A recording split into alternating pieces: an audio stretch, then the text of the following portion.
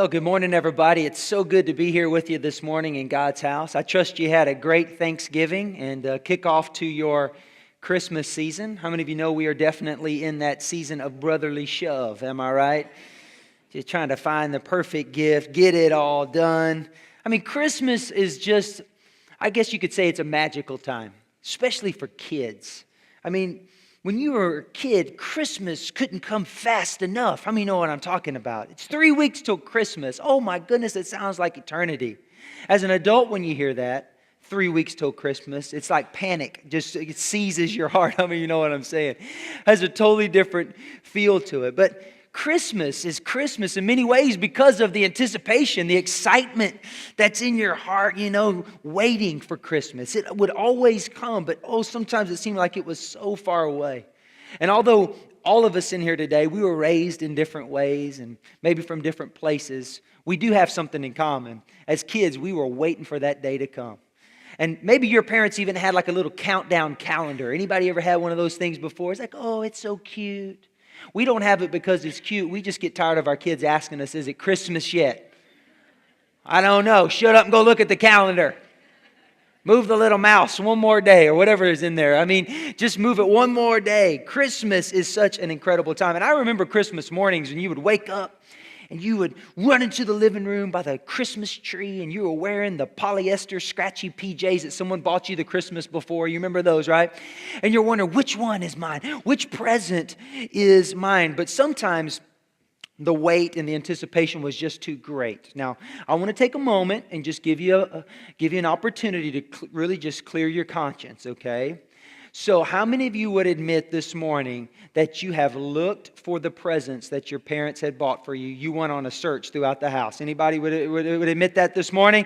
All right, if you're sitting next to your parents, hopefully they'll forgive you at this point, all right? But, I had to look, all right? Now, my parents would always tell us, don't go into the closet. And we tell our kids the same thing. And we also tell them what my parents told us, because if you do, I will take all of the presents back to the store. Which is a lie, all right? Kids, they won't take them back because they've gone through too much to get them already. Stood in lines, beat off grandmas in order to just knock them out of the way and in order to have these presents. But, man, and then let me just ask one more question, just out of curiosity. How many of you actually found the presents and you played with them? Can I see your hand? Anybody ever break the presents, put them back in the box? I don't know, Mom, it came broke. I don't know what happened. Recently, we had a talk with our kids about Christmas and, what do you want? And it's just awesome to see their little eyes and their little minds just turning. They're thinking about, how am I going to be able to get everything that I want? Because I got to pick the perfect gift. I remember when my oldest was only 5 years old, I asked him one time, hey, little buddy, what do you want for Christmas? And without hesitation, he looks back at me and says, I want an iPhone. Oh, you do, you little jerk. An iPhone, huh? I didn't have a cell phone of my own until I was in my 20s, right? I mean, it's like, hey, I have an old pager. How about a beeper? Would you like a beeper? It's awesome. Got different color cases you can put on it. It was awesome, right? But have you ever wanted something so badly and you didn't get it? Do you remember the disappointment that was in your heart over that? It's like, we've all been there. I've actually got a video I want to show you this morning that kind of just highlights that feeling that you get in your heart from time to time, especially when you're a kid. Guys, can we roll that one, please?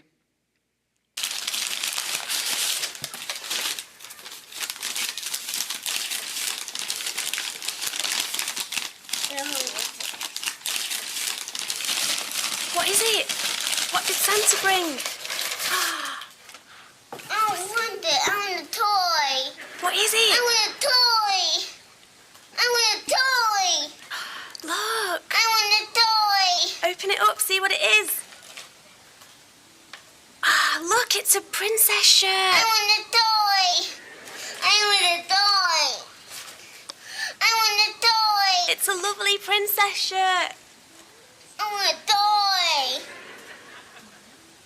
I want a toy. Don't you like it? I want a toy. Oh, I want a toy. Kids aren't very good at hiding their disappointment, are they? Not nearly as good as we are as adults. Maybe you're wanting a new Apple Watch this year, and you're like, okay, I know that's what it is. It's under the tree. It looks just like the box that an Apple Watch comes in. You open it up, and you're like, oh, great, another nose hair trimmer. Just what I wanted. Maybe you're a lady in here, and you got to have that new purse, that Michael Kors purse. Oh, I told him to go. I told him the color. He left. It's exactly what I want. It looks like that's what it is. It's the box shape. And you're like, oh, great. Another toaster. Just what I needed. Thanks, guys. Y'all are so sweet to me. But what about the deeper issues of life that really are of no laughing matter? The unfulfilled dreams that you have, the unfulfilled prayers that you're just thinking, God, I wanted this, but yet this is what I got. I wanted the promotion at the job, but I got passed over again. God, all I wanted was to live happily ever after and have the marriage of my dreams. But Lord, I'm going through a Christmas for the first time and my marriage is busting up and I don't know how to make it. I don't know how I'm going to make it. Maybe you're here and you just wanted one more Christmas with that loved one, but this year they're not there. And you're thinking, oh man, I'm going to miss them. And you miss their laughs. You miss their hugs. You miss the gifts that they would bring and just how they made the entire room feel better. You see, sometimes life throws us a curveball, and we find ourselves living with these great expectations that go on unfulfilled year after year after year. And we're not experiencing the life that we had asked God to bring us. You see, this is the same dynamic that was at play in the very first Christmas. And it's what made it so extraordinary. You see, the Jewish people had been longing and waiting for what they called the Messiah year after year after year. Yet there was no evidence that what they were hoping and longing for was ever going to come to pass, that it was even real. But there was a remnant, a small group of Jewish people that got up every single day of their life. And they were wondering, could today be the day that the Messiah is going to show up?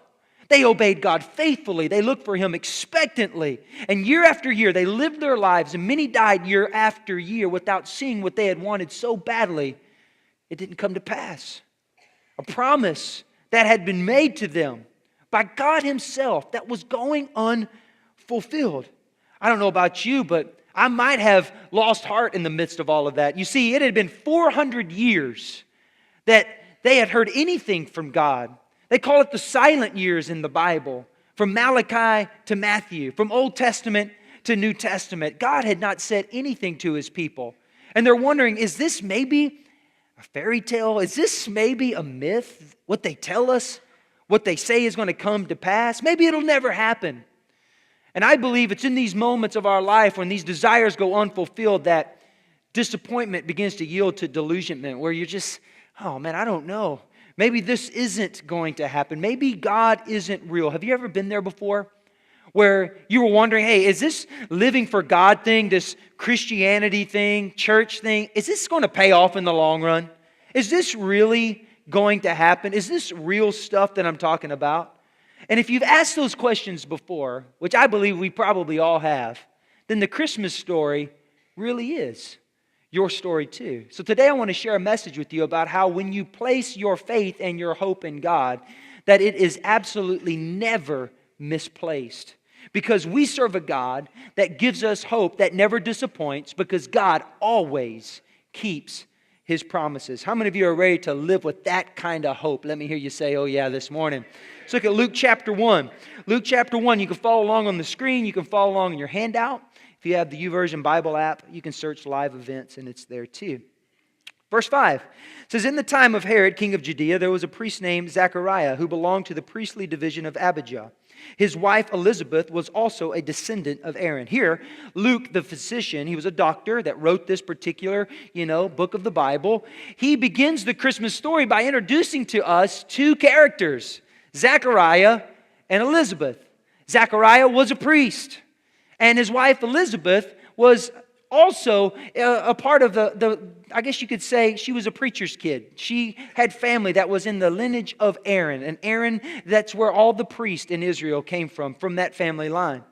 And see, the Jewish people, it's important to note, they were living at this particular time under occupation by the Romans. The Romans had come in, they had taken over, and they had appointed a very evil king for the Jews. His name was Herod. Now, Herod was a bad guy. I mean, he's the guy that you'd want to block on Facebook. He is just the guy that you don't want in your life. He had murdered his own sons, he murdered his wives, and he ordered the destruction, the murder of all of the baby boys in Israel. You remember hearing about him at this time. He was a really dark guy.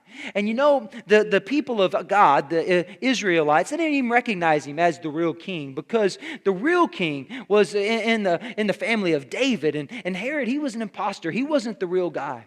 But verse 6, let's just kind of keep talking about what's going on here. Both of them, talking about Zechariah and Elizabeth, were righteous in the sight of God, observing all the Lord's commands and decrees. So Luke's letting us know these are good people. Zechariah and Elizabeth, good people, holy and devout. He describes them as righteous in the sight of God. In other words, they were living life the right way. They weren't up in the club on Friday and Saturday night and then in the church on Sunday morning. No, they were living this thing out each and every day. They were even keeping up with all of the laws of God.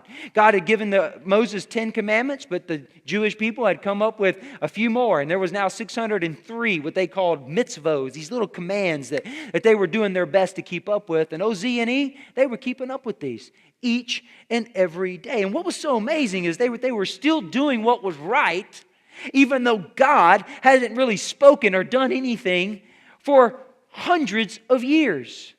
Hundreds of years. But they lived every day with an expectation that today could be the day that the Messiah comes.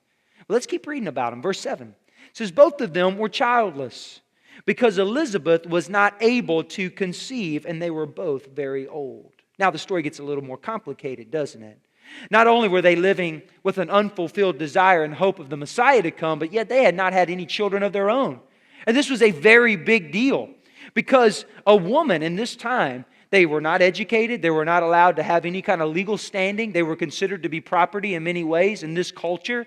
And their sole responsibility was to have children, to take care of the children, and to take care of things around the home. And here Elizabeth is. She has served God. She had done what's right. She's doing the right thing every single day, but she's the lady that's going to Kroger, and people are looking at her and saying, that's the one that can't have kids. Such a huge thing, so shameful for her. So much was going on in their mind. But yet, even this God they had been so faithful to had failed to give them a child of their own. They were so, could you imagine the hopelessness, the disappointment that they were living with each and every day? And here we have an aging couple that were living right, good people, but the desires of their heart weren't coming to pass. And I believe that many looked at them and said, this is absurd. Their level of faithfulness, are you kidding me? I mean, Zechariah, he's taking care of God's house, the temple, and all these things are going on. But yet Zechariah and Elizabeth knew of this promise that God had made 2,000 years before to a guy named Abraham. In Genesis chapter 12 and verse 2, God told Abraham, he said, I'm going to make you into a great nation. You've probably heard of Israel, right?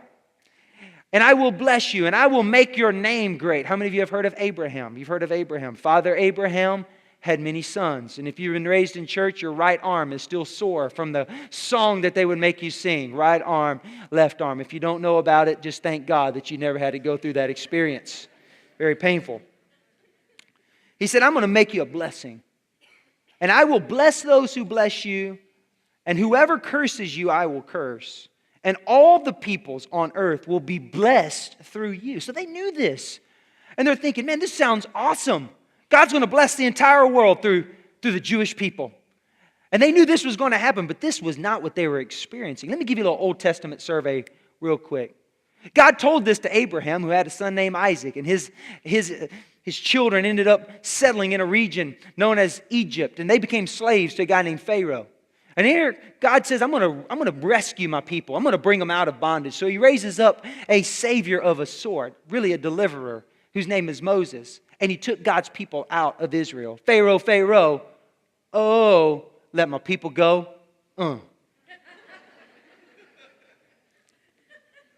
So now, okay, maybe this is God's going to do something here. God's going to do something great.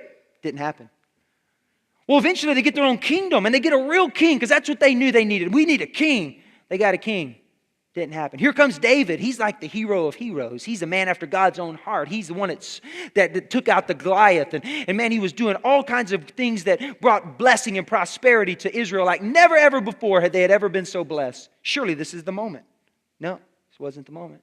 Okay, maybe David's son Solomon, and this was the golden years. I mean, there was peace, prosperity, more wealth that the country had ever had. This was surely the time that God was going to bless the entire world, and he was going to bring out the Messiah, and man, here we go. No, didn't happen. As a matter of fact, after Solomon, the kingdom divided into two kingdoms. You had some good guys come up, you had some bad guys come up as kings. Some covenant keepers, some covenant breakers. And really, Israel just kind of floundered for many years. But here God raises up a guy named Isaiah, this prophet that starts talking about the Messiah again. And he said in Isaiah 42, he said, I'm going to make you into the covenant for the people that I've called you to be. And you're going to be a light to the Gentiles. Okay, this is great. Okay, now's the moment. No, it wasn't the moment. For the next 700 years, Israel was ruled and occupied by 25 different power brokers in the region. You had Babylonians, the Syrians, the Persians, the Greeks, and finally Rome was now here. And to make things worse, a guy named Pompey walks into the temple with his little skirt. You know how the Romans are. With his fake abs, he's walking up in there. His name is Pompey. And he walks right into the holiest place that the Jewish people knew on the face of the planet, a place called the Holy of Holies. Oh, this place was where God dwelt. And no one could walk in there without dying because you just didn't do that. Only the priest, the chosen one, the high priest could go in there. Well, Pompey walks in, Pompey walks out. And he said, hey, let me tell you about the real God. His name's Jupiter, because what this fake God y'all are serving, you're wasting your time. Zechariah knew of that because his dad had also served in the temple. And he had to have known. Can you imagine what's going on in their hearts? Yet, in spite of all of this, they're holding on to a promise from God. And every day they got up and they lived their life with anticipation that today is going to be the day. Now, if it was you or me, we would probably walk up to him like, y'all need to chill. Y'all are living in a fantasy world, bro. All this talking to God, hey, nothing's happened. You're keeping all these rules. Why are you trying to live holy? Why are you trying to live right? Why don't you just do what feels good? Live your life. Because God's not hearing your prayer. Have you ever felt like that? Have you ever had someone tell you that? In the midst of your struggle, in the midst of your anticipation, hey, quit wasting your time. Have you looked around at all of the circumstances and the situation? It tells you, hey, there's no evidence that God's going to do anything. But I want to give you some things that I believe that Zechariah and Elizabeth held dear in their heart that we've got to know when we're believing God to do something that may seem impossible in our lives. And we're holding out on hope and we're believing God for it. Number one is that God is moving behind the scenes of your life. And He is always up to more behind the scenes than you and I may be able to see. See, God wasn't finished writing the story. Look at verse 8. It says, once when Zechariah's division was on duty and he was serving as priest before God, he was chosen by lot, according to the custom of the priesthood, to go into the temple of the Lord and burn incense. Why is this important? Something huge was about to happen in Zechariah's life. A once-in-a-lifetime moment. You're like, Josh, what's the big deal? He went into the temple and he did something priestly. He did his priestly duties. I mean, what's the big deal? Here's the big deal.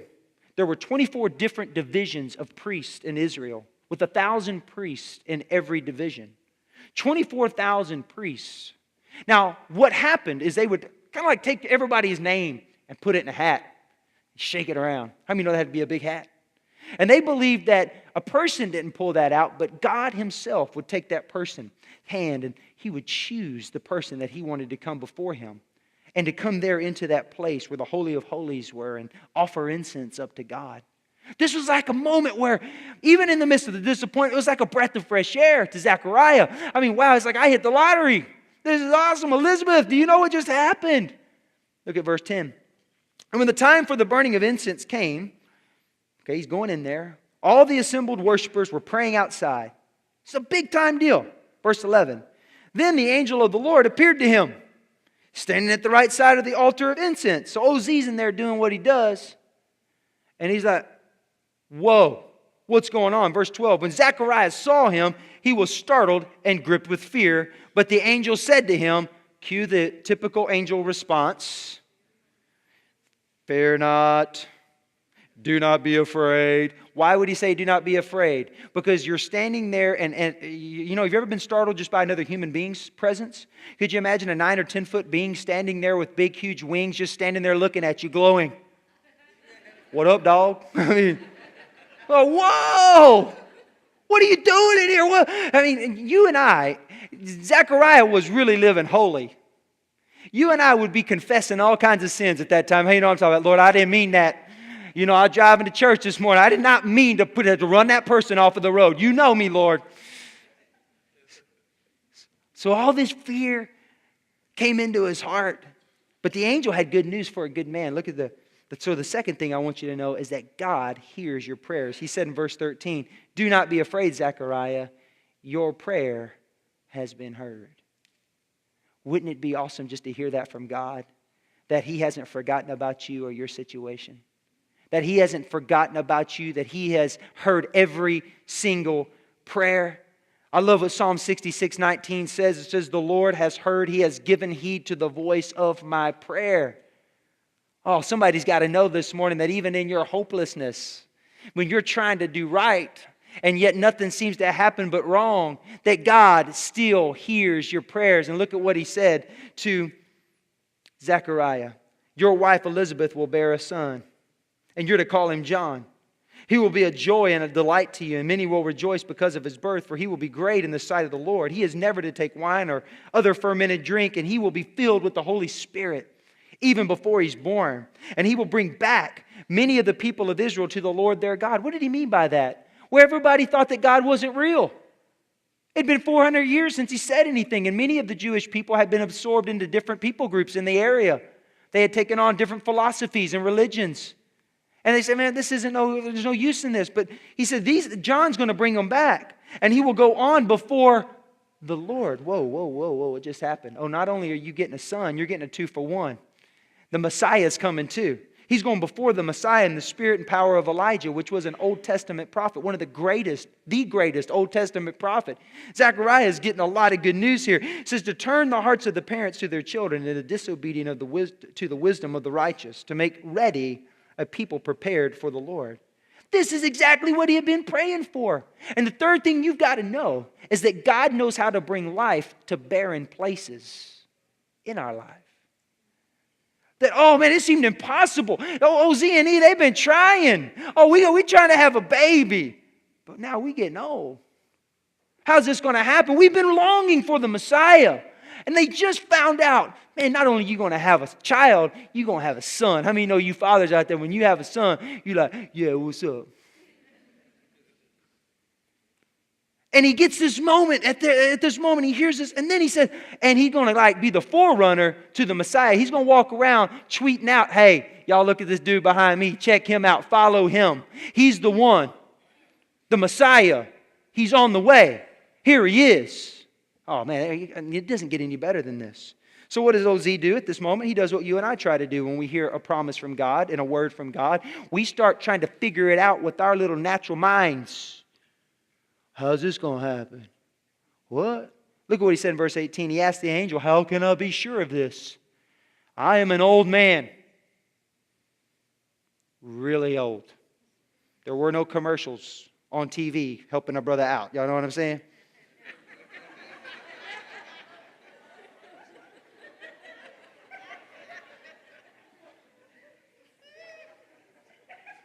It is impossible. And I love what he says next. And my wife, she is well along in years. Such a smart guy. I am old, but my wife, she's just well along in years. He knew this was getting written down. He wasn't going down like that. You know what I'm saying? The fourth thing that we know here is that God has an appointed time. A moment that He has set aside to perform the miracle that you're believing for. Look here in verse 19. The angel said to him, dude, I'm Gabriel. I stand in the presence of God. And I have been sent to speak to you and to tell you the good news. And what other proof do you need? I'm not even supposed to be here right now. You know what happens in here. And now I've showed up to talk to you.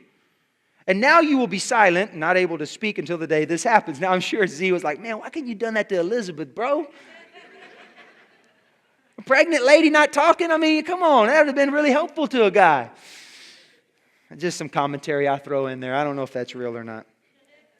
He says, because you didn't believe my words, which will come true when? At their appointed time. Say that with me. Appointed time. I love that.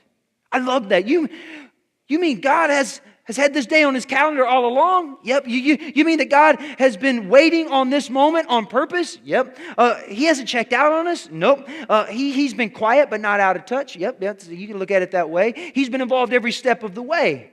You mean that our nation that's under occupation, that's weak, that doesn't have any power, that you say that we're going to be a blessing to the entire world, that's actually going to happen? Absolutely. God was saying, I am not bound to your current resources or your current situation.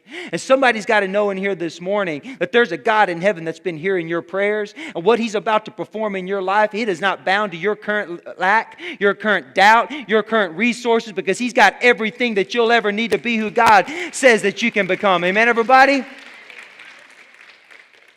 Don't mistake a delay as a denial from God. His hope does not know how to disappoint us. Let's wrap this story up, verse 21. Meanwhile, the people were waiting for Zechariah. They're like, dude, where's he at? When's he coming out?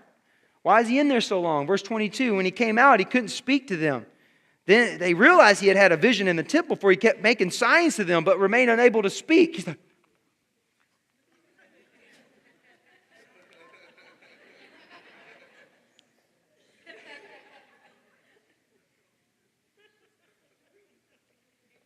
and when his time of service was done, he returned home. And after this, his wife Elizabeth became pregnant, and for 5 months she remained in seclusion. Here's what she said. The Lord has done this for me. In these days, He has shown me favor and taken away my disgrace among the people. Somebody's got to know in here today that what God's about to do for you, He's going to take away your frustration. He's going to bring you His favor. He's going to take away your disgrace, and He's going to pour out His grace in your life. And when people look at you and they're like, wow, look what the Lord has done for them. What God has done for them. But this was only the warm-up act, because this was the conversation before the conversation. This was the pre-concert to the greatest show that the world has ever seen, ever heard, when God Himself invaded mankind through a human body. And He came to earth. This was evidence that God knew what He was up to all along, that He had had all of this planned, fulfilling the promise that He had made to Abraham thousands of years before. He's saying, hey, I might have been silent, but I was not absent. Somebody's got to know that today. That God has been there every step of the way.